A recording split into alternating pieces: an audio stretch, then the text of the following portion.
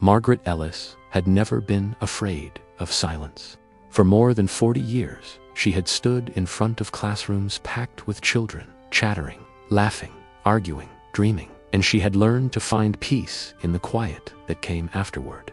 But retirement brought a different kind of silence. A silence that didn't wait for her, didn't welcome her, didn't reward her labor. Instead, it simply sat in her small living room like a heavy visitor who refused to leave. On a cloudy Thursday morning, Margaret was reorganizing her attic, a task she had avoided for years because she knew exactly what she would find up there. Memories she wasn't sure she was ready to face. The wooden attic steps groaned beneath her weight as she climbed up slowly, a small flashlight in hand. Dust swirled around her in lazy spirals, settling on old trunks and stacked cardboard boxes. The air smelled of forgotten papers and winter clothes that had been packed away too long. She moved one box aside and another, until her flashlight landed on a small wooden chest tucked far in the corner, covered in a thin blanket. Margaret froze. That chest, she hadn't seen it in decades. Carefully, she lifted the blanket and brushed her fingertips over the lid. There, carved faintly in the wood, was a name: M. Ellis, age 17. Her breath caught. It was her chest, the one she used to keep secret things in when she was still a teenager. As a girl, she wrote endlessly: journal entries, little poems, lists of dreams, letters to a future she never imagined would look like this. Hands trembling, Margaret crouched down and unlatched the rusted metal clasp.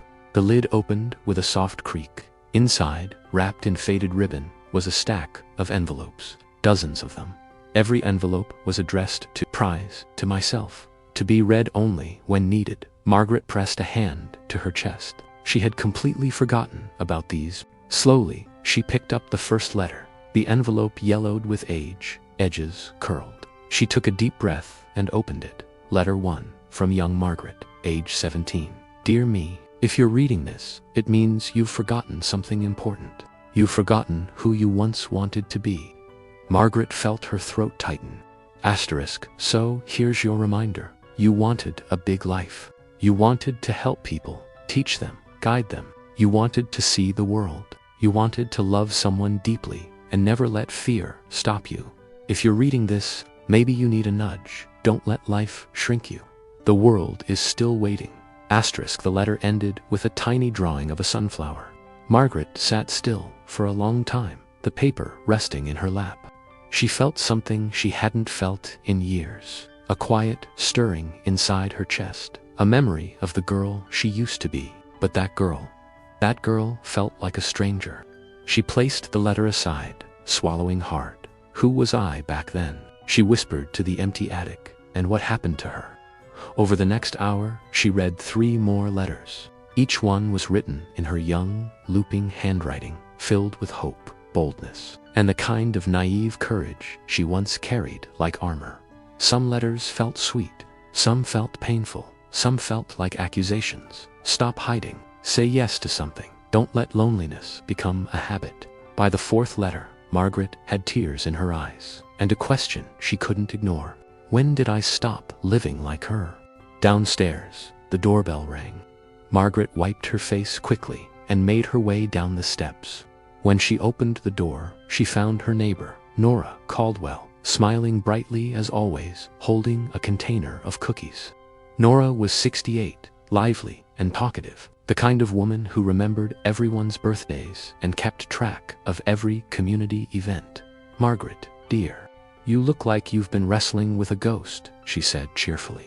Margaret managed a small smile. Just going through old things in the attic. Oh, memories can be the heaviest boxes of all. Nora stepped inside uninvited, which Margaret didn't mind. Now listen, we're having a small gathering at the community hall tomorrow evening. Games, tea, music from the 50s. You should come. I don't know, Nora, Margaret began. Oh, hush. Nora waved a hand. You always say no. You need people, Margaret. Her words hit deeper than she realized. Margaret hesitated, then thought of the letters upstairs. Young Margaret would have said, yes, I'll think about it, she said softly. Nora beamed. That's all I want. As Nora left, Margaret stood by the door, the quiet house behind her, feeling heavier than usual. She whispered, "Maybe I do need people." That night, Margaret lay awake in bed, staring at her ceiling. Her mind replayed the letters over and over. "You're shrinking your world.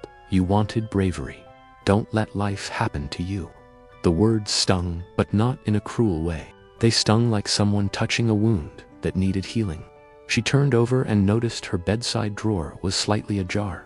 Inside was a photograph she rarely looked at anymore. Her younger self, 17, smiling at the beach, the wind tangled in her hair. She stared at it for a long time. "I miss you," she whispered. The next morning, Margaret woke up feeling something she hadn't felt in years: curiosity. She brewed tea, sat by the window, and opened a new letter from the chest. Letter 5, from young Margaret. Asterisk, "Dear me, you think your life is over. I know you do, because I know you better than anyone. But here's the truth. Most people stop living long before they die. Please don't become one of them." Asterisk. Margaret's eyes filled again. "Promise me something. Promise that when life feels small, you'll make it bigger, even if it's just by 1 inch." Margaret folded the letter carefully, pressing it to her heart. "1 inch," she whispered. "I can try that." Later, she dressed in her soft blue cardigan and walked to the community hall. It was a small act, so small, but to her, it felt like climbing a mountain. Nora greeted her with open arms, excited and proud. Margaret felt slightly embarrassed by the fuss, but a tiny smile tugged at her lips. Inside, people were chatting, drinking tea, laughing, playing light music. Margaret sat in a corner, sipping her tea quietly. And then, she saw Daniel Whitmore, his old colleague, and once her closest friend. She hadn't expected to see him. Daniel, now 77, was a retired English teacher, and once her closest colleague at school. They used to share lunch breaks, discuss books, talk about their students. He had always been kind, gentle, steady. Margaret had always wondered if he liked her more than he ever said. But life had taken turns, and they drifted apart. Now, he stood near the piano, laughing with someone, looking surprisingly young when he smiled. Margaret looked away quickly, her cheeks warm. Nora leaned over. "I saw that," she whispered teasingly. "Nora," Margaret protested softly. "Oh, hush. Go say hello. I can't just..." But Daniel had already noticed her. His eyes widened slightly. A warm smile spread across his face. He walked toward her. "Margaret Ellis," he said, his voice soft but rich with recognition.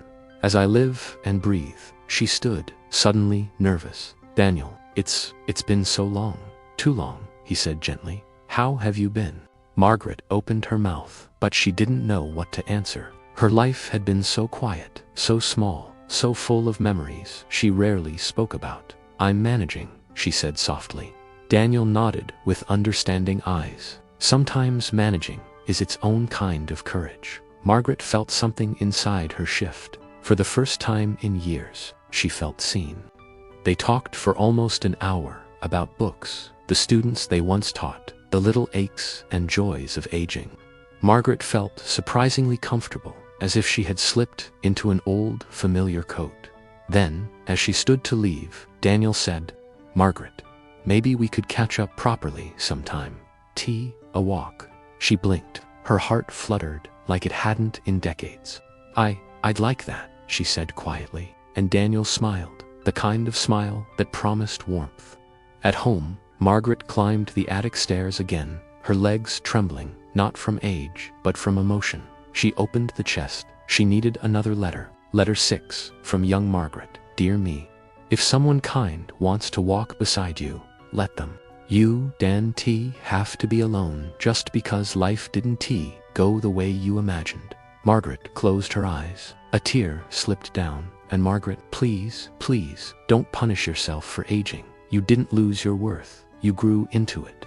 She pressed the paper to her cheek, whispering, "Oh, sweetheart, I wish I had remembered you sooner." As the sun dipped behind the trees outside her window, Margaret lit a small lamp beside her bed and placed the letters neatly on her nightstand. Something was changing inside her. She could feel it. Not loud, not dramatic, but gently, like dawn rising. For the first time in years, she looked forward to tomorrow.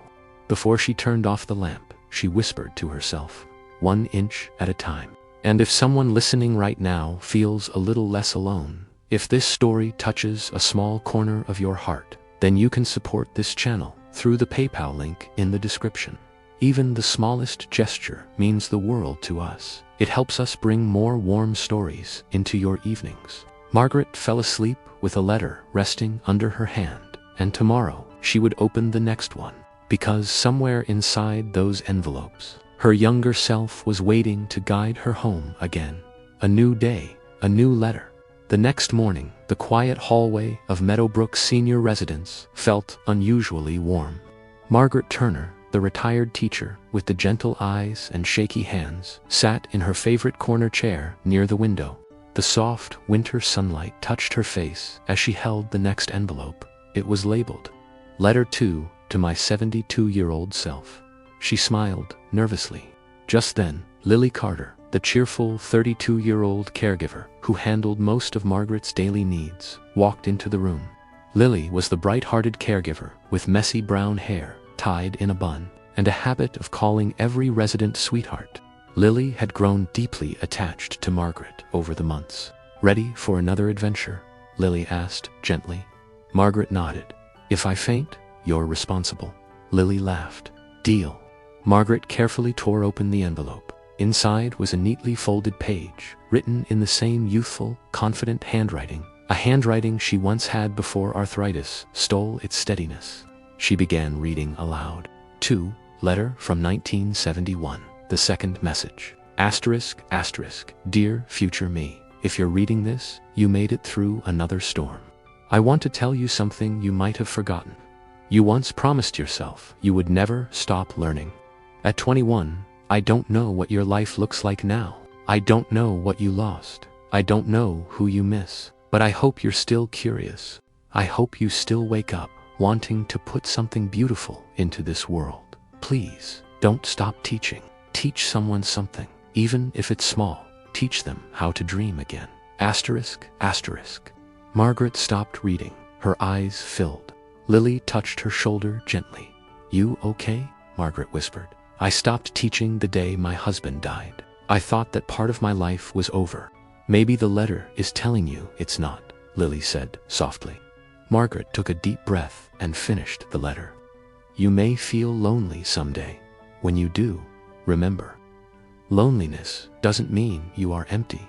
It means you still have space for someone new." Margaret wiped a tear. "Oh, that girl. She really thought I'd listen to her."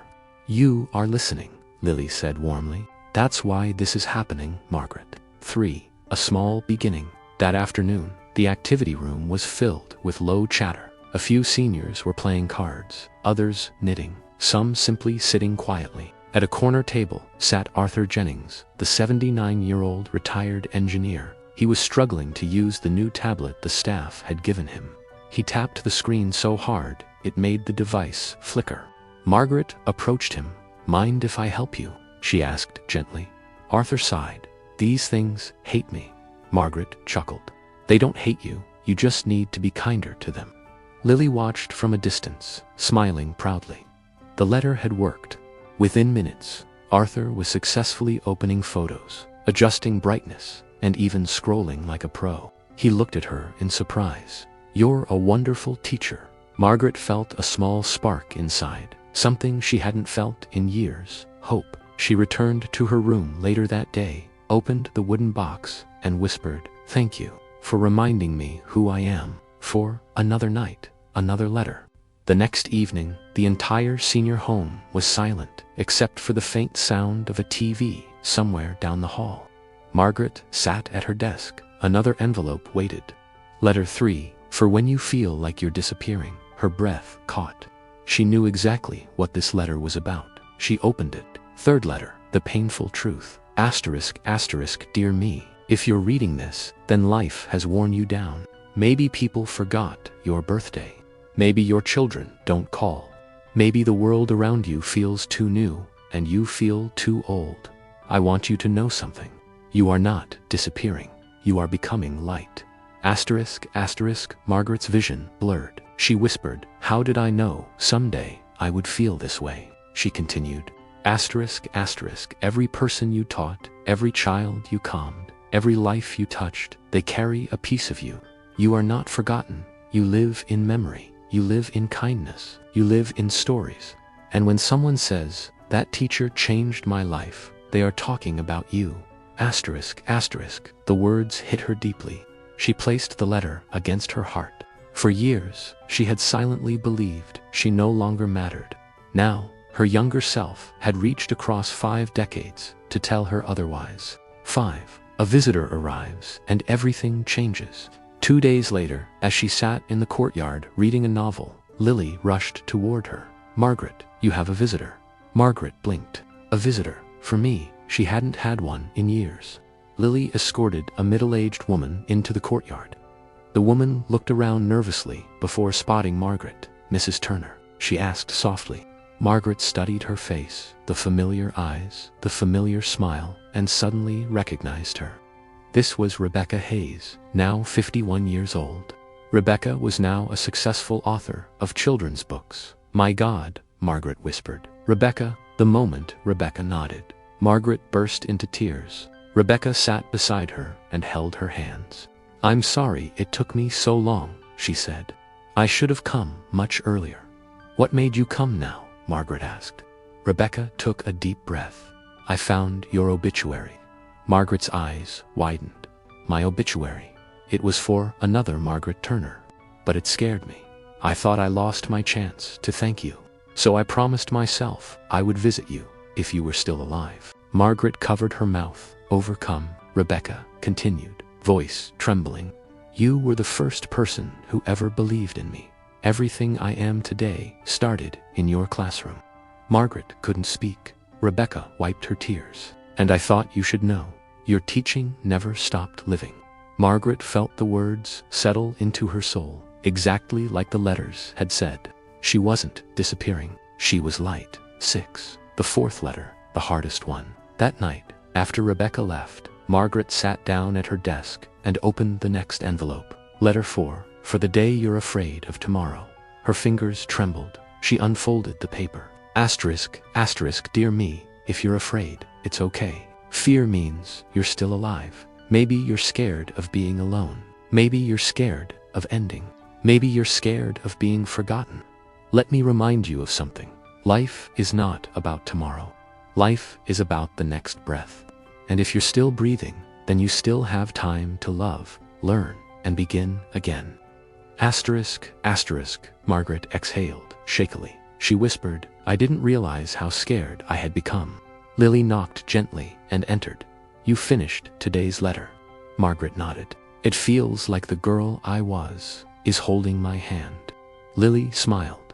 Maybe she is. They sat quietly for a moment. Margaret said softly, I want to start teaching again. Lily grinned. Then we make it happen. 7. A new purpose. Within a week, the senior home started a new program, Teach the Young. Local children would come in once a week to learn handwriting, reading, and little lessons from the residents. Margaret wanted to try. Her first student was a 10-year-old boy named Ethan. On the first day, he sat across from Margaret, fidgeting nervously. Margaret smiled warmly. Don't worry, I used to be shy too. He looked surprised. You, of course, she laughed. Even teachers get scared. Within minutes, Margaret was teaching him how to break long words into small pieces. Ethan's eyes lit up as he improved, letter by letter, sound by sound. Mrs. Turner, he whispered, I think I can do it. Margaret felt tears rise. She looked up at the ceiling and thought, thank you, little Margaret, for giving me my life back. 8. The final letter in the box.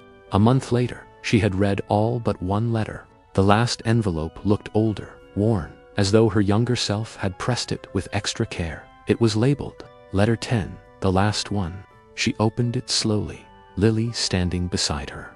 Final letter, the message meant for this exact moment. Asterisk, asterisk, dear me. I wrote this last letter because I know someday you will understand something important. Life is not about the years lived, it is about the love carried. If you are reading this, then you survived every pain I feared. You loved deeply. You lost deeply. you kept going. And that makes you stronger than anything I ever dreamed you'd be. Promise me something. Don't spend your last years waiting for the end. Spend them creating a beginning for someone else. Teach again, laugh again, love again, and remember, I am always with you. I am you. Asterisk, asterisk. Margaret pressed the letter to her chest. Lily hugged her gently. You did it. You finished all of them, Margaret whispered. No. I think the letters finished me. In the best way. 9. Life begins again. Over the next few months, everything changed.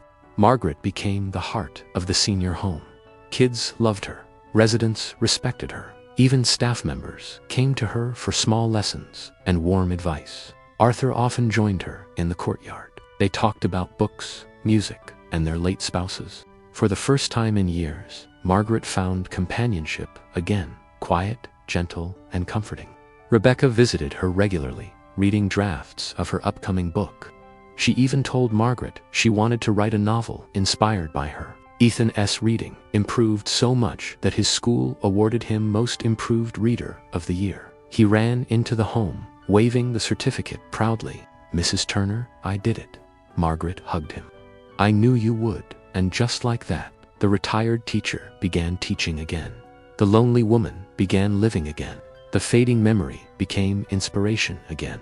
10. A message to her younger self. One night, after all the lights in the senior home dimmed, Margaret sat at her desk with a fresh sheet of paper. She picked up her pen and wrote, Dear younger me, thank you for saving my life.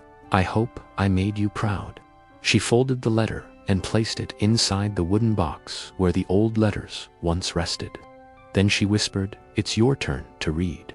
Margaret did not become younger. She did not become stronger physically. She did not escape age or loneliness completely, but she healed.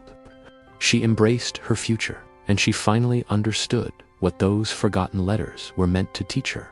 Even at the end of life, you can begin again. Even at 78, you can rediscover purpose. Even after loss, love can return in new forms. Her younger self had left her a map, and Margaret followed it home. And dear listener, if this story touched your heart even a little, and if you'd like to support us so we can keep making peaceful bedtime stories for seniors, you can gently donate through the PayPal link in the description.